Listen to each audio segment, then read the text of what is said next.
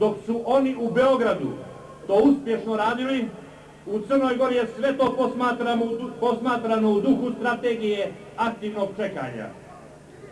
Stalno smo aktuelnu vlast upozoravali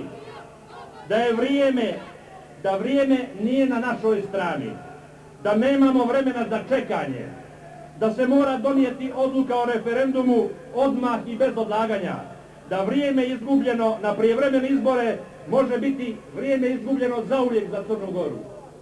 Nažalost, ni to nas nisu slušali i svjedoci smo da je posljednjih dana Savjet ministara Evropske unije zauzeo sasvim nepovoljan stav za pitanje crnogorske državnosti i nezavisnosti. Takav stav je zauzela i nova američka administracija. Nije li sada svima koji to hoće i žele čuti jasno da je pasivna pozicija aktuelne vlasti bila pogubna? Budite uvjereni da je Crna Gora u parlamentu samo prije 10 dana donijela odluku o raspisivanju referenduma. Ovih odluka Evropske unije i Amerike ne bi bilo. Oni su se umiješali, što je bilo za očekivati, sa namjerom da pomognu onome koji ne zna što želi i ne zna što hoće. Ovako ozbiljne propuste na koje smo ukazivali sada više ne možemo popraviti. Pred nama su prijevremeni izbori zakazani za 22. april ove godine. Uzdajmo se da je to posljednja šansa za sve one kojima je Crna Gora na srcu, jer ukoliko pobjede stranke koje žele demokratsku i nezavisnu Crnu Goru, možemo sprovesti odmah nakon toga referendum i odlučiti o svojoj sudbini. Sa ovog mjesta i pred svima vama, u ime Liberalnog saveza Crne Gore, pozivam gospodina Đukanovića u svojstvu predsjednika Crne Gore i predsjednika DPS-a da se odmah i neodložno prekine sa strategijom aktivnog čekanja, koja strategija je ušla u fazu razvodnjavanja. U ime Liberalnog saveza Crne Gore poručujem svim građanima Crne Gore da je ovdje večeras u Podgorici sazidana velika kapija Evropske Crne Gore, kroz koju svi moramo zajedno proći na putu do svoje slobode i nezavisnosti.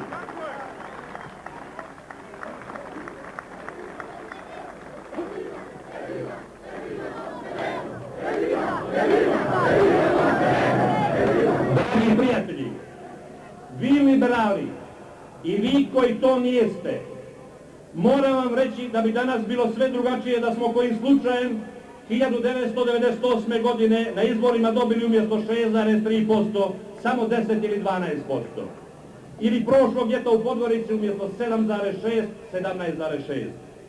Budite sigurni da je bilo tako, danas bi Crna Gora bila država. Mi u koaliciji ne bismo nikada kalkulisali sa interesima države Crne Gore.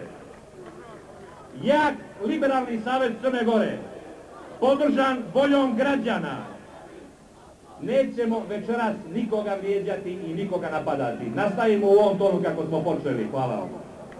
Jak Liberalni savez, podržan voljom građana koji žele Crnu Goru i crnogorsku nezavisnost, je sveukupna garancija da Crna Gora ima nadu i šansu. Dok ima nade, mi crnogorski liberali nećemo odustati. Sa dobrim izbornim rezultatom, budite uvjereni, na projekat crnogorske nezavisnosti privoljet ćemo i one koji se danas kolebaju. Zato vas sada pozivam da ovog puta ne propustimo tu posljednju šansu. Ne molim vas, već vas preklinjem da ovog puta nemate dilemu, jer samo jak Liberalni savez Crne Gore može privoljeti aktuelnu vlast na čist i bezuslovni projekat referenduma sa jasnim i poštenim pitanjem.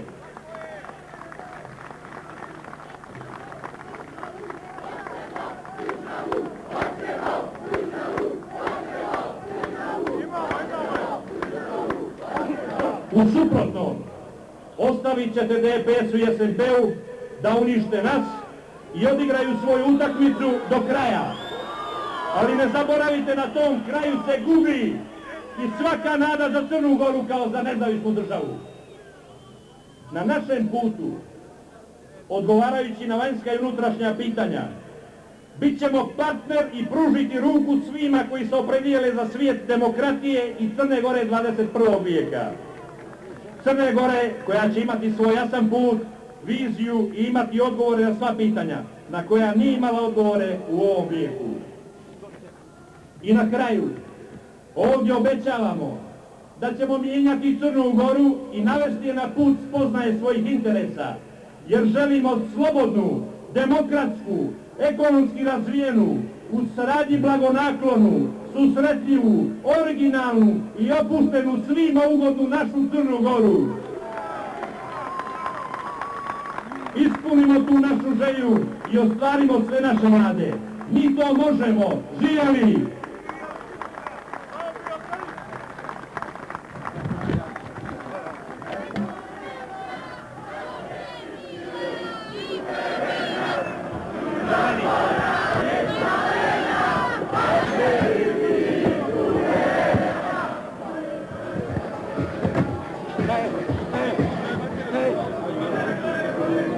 A sada ćemo čuti gospodina Iliju Vujoševića, redovnog profesora Univerziteta Crne Gore.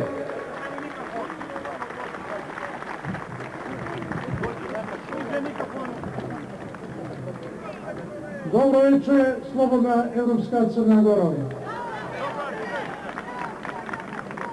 Vidna evropska Crna Gora koja ima čast da se u ovom velikom amfiteatru večeras na kratko vrati. Vi izvanredno znate da je već poodavno, a posebno narednih mjeseci, u pitanju veliki uvod u oštroj igri u kojoj se još jednom sve gubi ili sve dobija. Kao dio te igre, draga gospodo, prije 2 nedelje iznad ovoga trga na sve Crne Gore namalila se opet sjeda Pašićeva brada.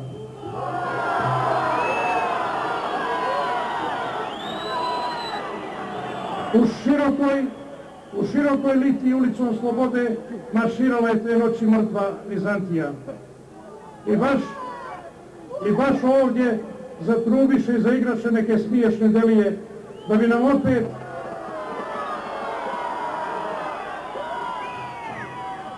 nam opet provukli kroz uši. Crnogorci, ovo je vaše kolo i kolovođe su vaše i mi smo vaš jedini izbor. Neće biti tako. Nešto drugo je naš izbor. Nije ovo ni 18. ni 89. i nije vino pošto priđe bješe.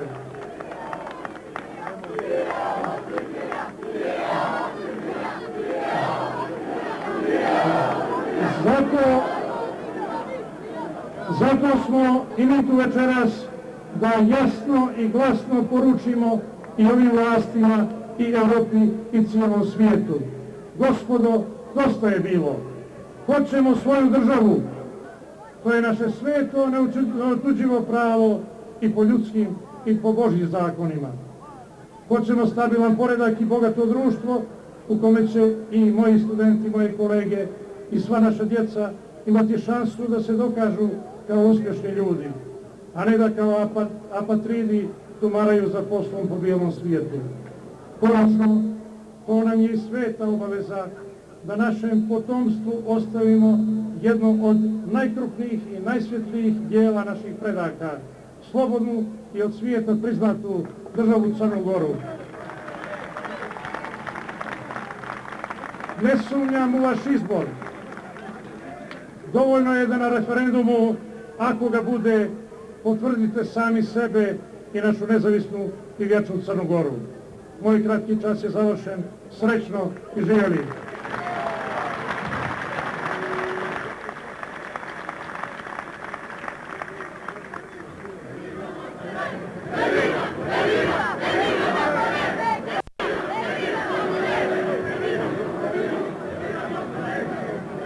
Gospodin Esad Kočar, novinar Monitora.